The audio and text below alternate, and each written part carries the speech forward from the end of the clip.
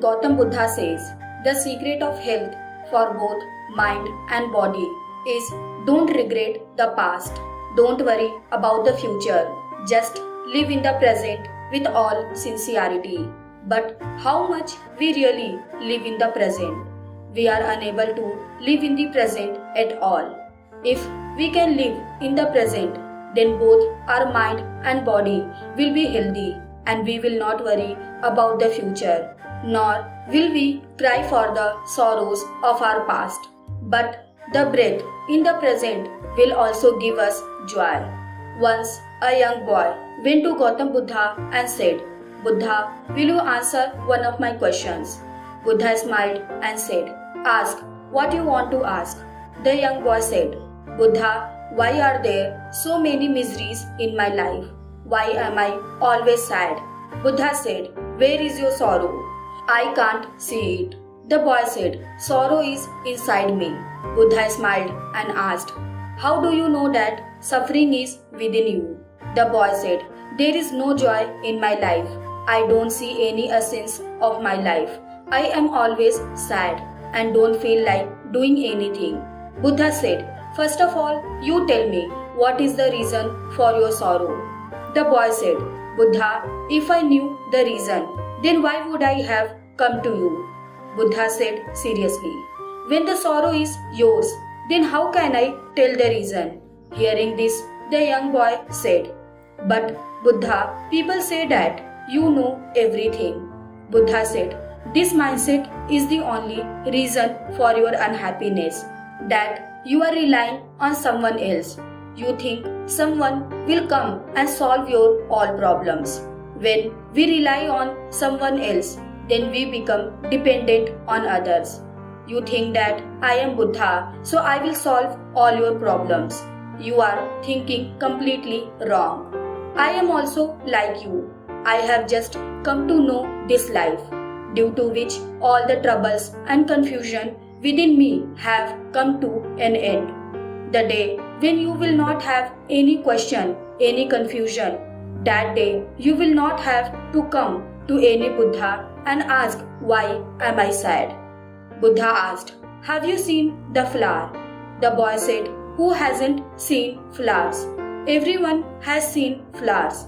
Buddha said, a flower buds in the night, blooms in the morning and withers by evening.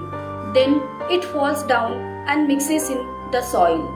If a flower thinks in advance that by evening it will die, it will never bloom. It will not be able to spread its fragrance. In the same way, if you only look at your problems, then you will always be unhappy. You can never feel happiness, while there are hundreds of such things in your life for which you can laugh out loud right now.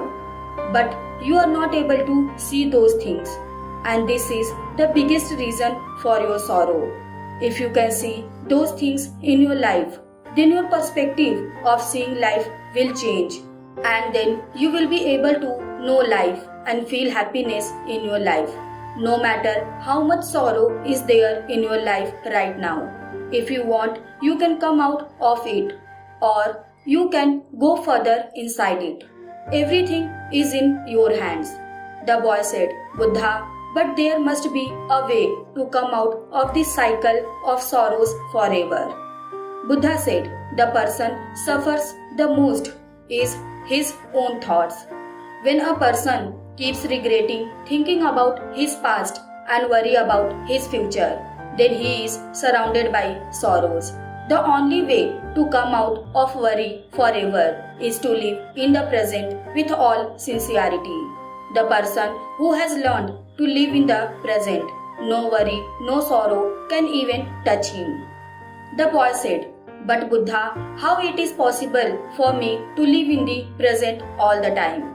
I am surrounded by so many problems right now. Hearing this, Buddha smiled and said, if your death comes in front of you right now, then all your problems will seem smaller than a grain of sand to you. The boy said, Buddha, you are right, but I don't want to die yet. Buddha said, it is also a big problem that you want to die according to your wish. every person in this world thinks that he will live for many years, if every person accepts that he can die even at this very moment, then the laziness, sorrow, worries, troubles of his life will all end. Because the person who believes that he can die anytime, then he does not spend a single moment of his precious life worrying and repenting in vain. Then he wants to live each and every moment of his life with liveliness, because this truth descends inside him that this moment may not be found again. If we see in our life is very short. There is no time for worry, hatred, remorse, laziness, etc. But we do it anyway, because we think our lives are too long. We are never able to realize the subtlety of life and go on living our lives in miseries created by us. And then when the end time comes near, it seems that I have not done anything in life yet. The whole life was just spent in laziness, worry and sorrow. And the ones who repent like this are the ones who used to think that our life is very long. So, if you can understand that death is certain and it can come at any time, then you will be able to live this life with great stability. And when you get mental stability in your life, then only you will know that what is the real reason of your sorrow. These words of mine can only show you the direction. If you are thinking that only my words will end your sorrow, then it is not possible. I can only show you the way.